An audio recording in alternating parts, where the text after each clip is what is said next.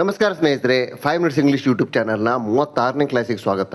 ನಾವು ಇವತ್ತು ಹ್ಯಾಡ್ ಹೊಂದಿದಂಥ ವಾಕ್ಯಗಳು, ಇದರ ನಕಾರಾತ್ಮಕ ವಾಕ್ಯ ಮತ್ತು ಪ್ರಶ್ನಾರ್ಥಕ ವಾಕ್ಯ ಮತ್ತು ಪ್ರಶ್ನಾರ್ಥಕ ನಕಾರಾತ್ಮಕ ವಾಕ್ಯಗಳನ್ನು ಹೇಗೆ ತಯಾರಿಸ್ಬೇಕಂತ ನೋಡೋಣ. ಈಗ ಐ ಹ್ಯಾಡ್ ಎ ಪೆನ್ ಅಂದರೆ ನನ್ನ ಹತ್ರ ಒಂದು ಪೆನ್ ಇತ್ತು ಅಥವಾ ನಾನು ಒಂದು ಪೆನ್ನನ್ನು ಹೊಂದಿದ್ದೆ, ಅಂದರೆ ಭೂತಕಾಲದಲ್ಲಿ ನಾನೊಂದು ಪೆನ್ ಹೊಂದಿದ್ದೆ. ಇದರ ನಕಾರಾತ್ಮಕ ವಾಕ್ಯವನ್ನು ಹೇಗೆ ತಯಾರಿಸಬೇಕು? ತುಂಬ ಸಿಂಪಲ್ ಆಗಿದೆ. ನಕಾರಾತ್ಮಕ ವಾಕ್ಯಗಳನ್ನು ತಯಾರಿಸುವಾಗ, ಅಂದರೆ ನಮ್ಮ ಹತ್ರ ಹೊಂದಿರಲಿಲ್ಲ ಅಂತ ಹೇಳುವಾಗ, ಎಲ್ಲ ಸಬ್ಜೆಕ್ಟ್ ಜೊತೆಗೆ, ಯಾವುದೇ ಸಬ್ಜೆಕ್ಟ್ ಇರಲಿ ಅದ್ರ ಜೊತೆಗೆ ಡಿಡ್ ನಾಟ್ ಹ್ಯಾವನ್ನು ಬಳಸ್ತಾರೆ. ತುಂಬ ಸಿಂಪಲ್ ಆಗಿದೆ. ಎಲ್ಲ ಸಬ್ಜೆಕ್ಟ್ ಜೊತೆಗೆ ಡಿಡ್ ನಾಟ್ ಹ್ಯಾವನ್ನು ಬಳಸ್ತಾರೆ. I did not have, V did not have, he did not have, she did not have, it did not have, Krishna did not have, Radha did not have, they did not have. ಹೀಗೆ ವಾಕ್ಯಗಳನ್ನು ತಯಾರಿಸಬೇಕು. ಉದಾಹರಣೆಗೆ, I had A pen, ನನ್ನ ಹತ್ರ ಒಂದು pen ಇತ್ತು. ನನ್ನ ಹತ್ರ ಒಂದು ಪೆನ್ ಇರಲಿಲ್ಲ ಅಂತ ಹೇಳಲಿಕ್ಕೆ I did not have A pen, ನನ್ನ ಹತ್ರ ಪೆನ್ ಇರಲಿಲ್ಲ. ವಿ ಹ್ಯಾಡ್ ಎ ಕಾರ್, ನಮ್ಮ ಹತ್ರ ಒಂದು ಕಾರ್ ಇತ್ತು. ನಮ್ಮ ಹತ್ರ ಕಾರ್ ಇರಲಿಲ್ಲ ಅಂತ ಹೇಳಲಿಕ್ಕೆ we did not have a car. ಕೃಷ್ಣನ ಹತ್ರ ಕೊಳಲಿತ್ತು. Krishna had a flute. ಕೃಷ್ಣನ ಹತ್ರ ಕೊಳ ಇರಲಿಲ್ಲ. Krishna did not have a flute. Radhe ಬಳಿ ಒಂದು ಹೂ ಇತ್ತು. Radha had a flower. Radhe ಬಳಿ ಹೂ ಇರಲಿಲ್ಲ. Radha did not have a flower. ನಿನ್ನ ಹತ್ರ ಒಂದು ಕ್ರಿಕೆಟ್ ಬ್ಯಾಟ್ ಇತ್ತು. You had a cricket bat. ನಿನ್ನ ಹತ್ರ ಒಂದು ಕ್ರಿಕೆಟ್ ಬ್ಯಾಟ್ ಇರಲಿಲ್ಲ. You did not have a cricket bat. ಅವಳ ಹತ್ರ ಒಂದು ವಾಚ್ ಇತ್ತು. She had A watch. ಅವಳ ಹತ್ರ ಒಂದು ವಾಚ್ ಇರಲಿಲ್ಲ. She did not have A watch. ತುಂಬ ಸಿಂಪಲ್ ಆಗಿದೆ. ಎಲ್ಲ ಸಬ್ಜೆಕ್ಟ್ ಜೊತೆಗೆ ಡಿಡ್ ನಾಟ್ ಹ್ಯಾವನ್ನು ಸೇರಿಸ್ಬಿಟ್ರೆ ಆಯಿತು. ವರ್ತಮಾನ ಕಾಲದಲ್ಲಿ ಹೇಳುವುದಾದರೆ ನಾವೇನು ಹೇಳ್ತಿದ್ವಿ? Do not ಹ್ಯಾವನ್ನು ಸೇರಿಸ್ತಿದ್ವಿ. ಇಲ್ಲಿ ಡಿಡ್ ನಾಟ್ ಹ್ಯಾವನ್ನು ಸೇರಿಸ್ತೀವಿ. ತುಂಬ ಸಿಂಪಲ್ ಆಗಿದೆ.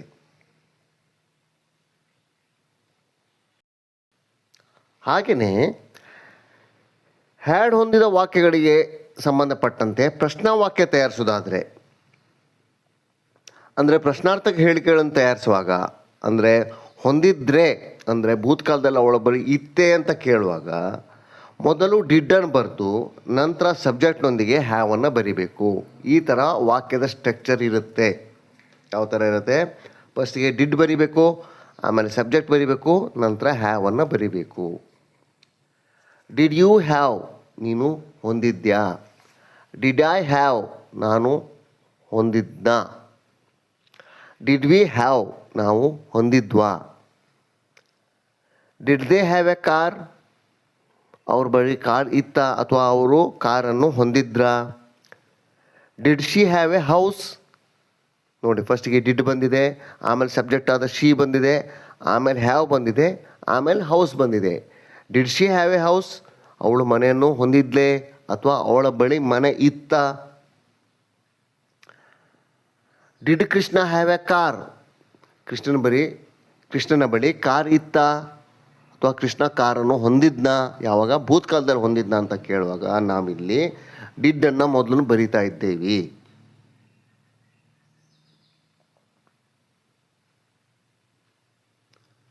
Did she have my address, ಅವಳ ಬಳಿ ನನ್ನ ಅಡ್ರೆಸ್ ಇತ್ತ.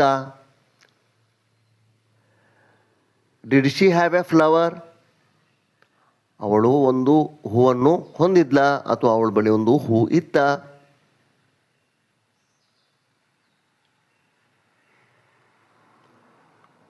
Did he have A gold chain, ಅವನ ಹತ್ರ ಬಂಗಾರದ ಸರ ಇತ್ತ. Did she have A diamond chain, ಅವಳ ಬಳಿ ವಜ್ರದ ಸರ ಇತ್ತ. ಹೀಗೆ ಪ್ರಶ್ನೆಗಳನ್ನು ಕೇಳುವಾಗ ಮೊದಲು ಡಿಡ್ಡನ್ನು ಬಳಸಿ, ಆಮೇಲೆ ಸಬ್ಜೆಕ್ಟನ್ನು ಬರೆದು, ಆಮೇಲೆ ಹ್ಯಾವನ್ನು ಬರೆದು, ಆಮೇಲೆ ಉಳಿದ ಪದಗಳನ್ನು ಬರೀಬೇಕು. ಇದರದ್ದೇ ಪ್ರಶ್ನಾರ್ಥಕ ನಕಾರಾತ್ಮಕ ವಾಕ್ಯಗಳನ್ನು ತಯಾರಿಸುವಾಗ ಮೊದಲು ಡಿಡ್ ಬರೆದು ಸಬ್ಜೆಕ್ಟ್ ಜೊತೆಗೆ ನಾಟ್ ಹ್ಯಾವನ್ನು ಬರೀಬೇಕು. ತುಂಬ ಸಿಂಪಲ್ ಆಗಿದೆ.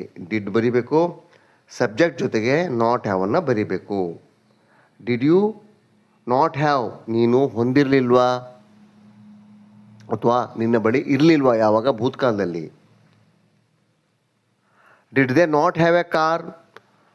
ಅವರ ಬಳಿ ಕಾರ್ ಇರಲಿಲ್ವೇ ಅಥವಾ ಅವ್ರ ಹತ್ರ ಕಾರ್ ಇರಲಿಲ್ವೇ?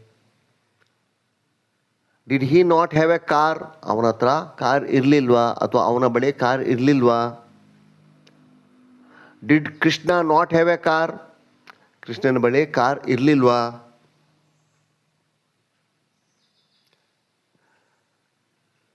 Did you not have a red pen? ನಿನ್ನ ಹತ್ರ ಕೆಂಪು ಪೆನ್ ಇರಲಿಲ್ವಾ?